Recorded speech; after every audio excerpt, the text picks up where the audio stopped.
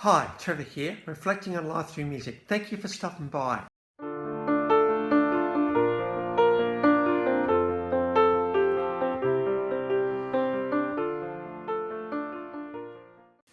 Well, coming in again today, you're very welcome. I trust you enjoyed my last video on Gershon Kingsley.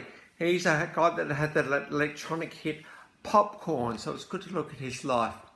We're going for there to 1942 in New York. John Henry Carostella was born, but the family would move to Louisiana, and this would really and truly inform this guy's career. The guy we're talking about, well, we'll get on to because he changed his name. He started learning the guitar at 8, and in junior high school he had a bit of a go with a band called the Rockettes. But it was in 1958, Alan Freed said, hey, you know what, that name's a bit of a trick, why don't you call yourself Johnny Rivers? Of course, Louisiana has a Mississippi running through it, and so he thought, let's just get your roots into your name. So Johnny Rivers thought, what a great idea that was. In 1959, he moved to Nashville, Tennessee, working with such greats as Roger Miller. Now, Nashville, Tennessee is music central for the United States, and particularly country music, where this guy was headed, and he well and truly got established doing session work and backing vocals and a few other bits and pieces like that. But in 1963, he formed in the club Gazaris, and at that point he was becoming very popular. Now, over in the UK, there was another group getting very popular in 1963, amongst a few other bands too, the Beatles, and America's well and truly casting his eyes over the other side of the ocean, saying, hey, what's going on over there? Johnny Rivers, because of their popularity, fought off the British invasion just a little bit, keeping things quite popular. It was around that time he recorded the song Memphis. A live album came out, Johnny Rivers Live at the Whiskey Go-Go. This particular album came out in 1964 and sold 1 million copies. Now, Johnny Rivers does a lot of covers, but he does them in such a way that you can't ignore them. He has such a really great style about him. His singing voice is amazing. His guitaring is pretty good as well.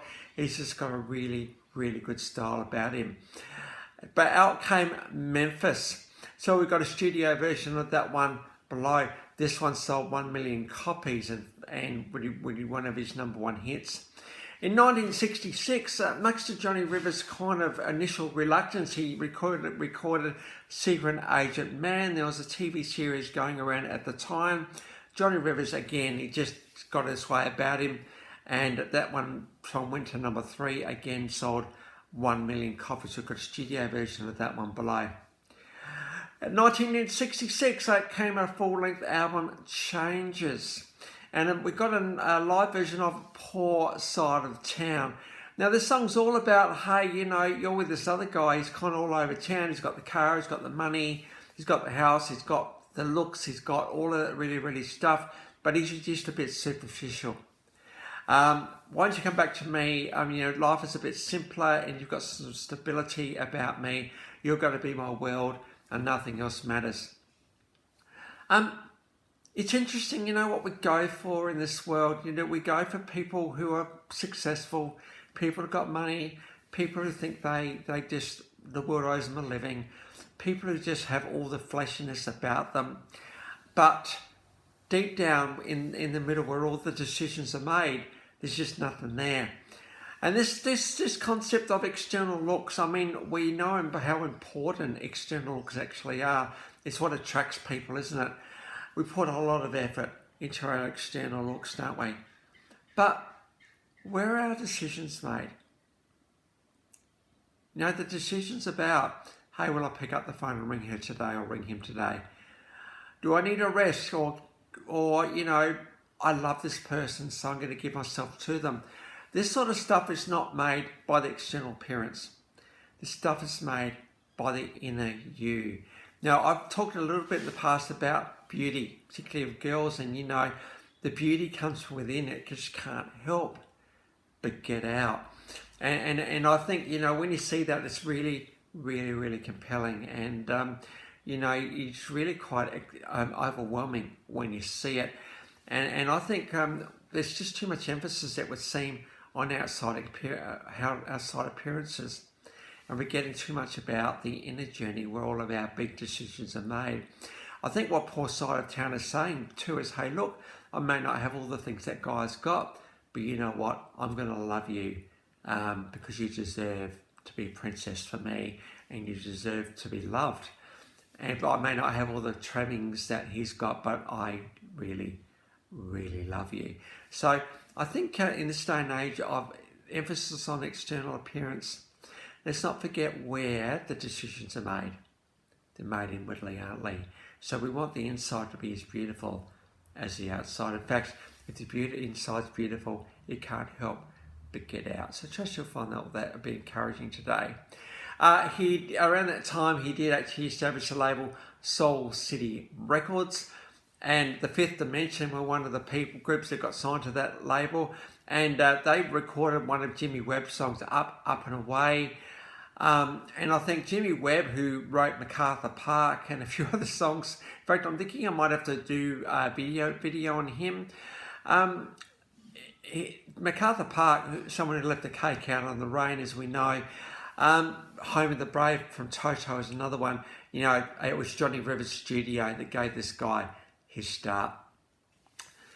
Johnny Rivers himself also was having a series of successful covers. Baby, I Need Your Loving and Summer Rain. A lot of these songs were getting into the top 10. In 1973, another $1 million album seller, Rockin, Pneumonia and the Boogie, Woogie flew.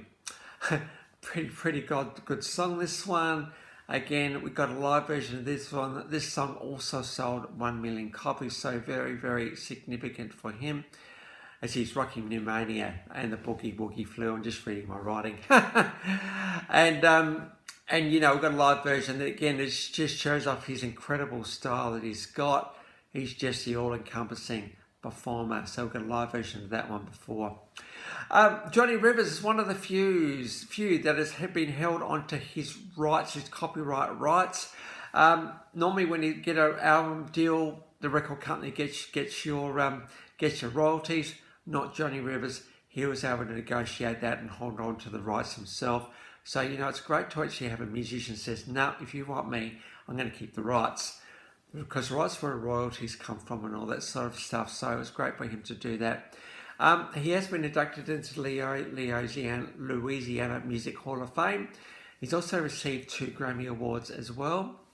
Between 1965 and 2021, 31 studio albums, 5 live albums, 16 compilation albums, 47 singles. 3 of those have got to number 1. He sold around 30 million albums.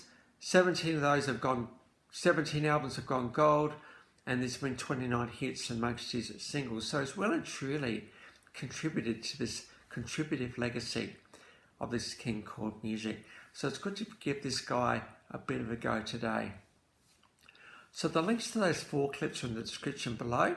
And I've also included my last video on Gershon Kingsley. So if you want to recap on him, feel free. Well, if this is your first time to Life Reflections through Music, or you come back for another one, how great to see everybody here. Well, that's it for today. Next time, we're going to get on to Josh Wilson. So until then, I'll catch you around. Bye for now.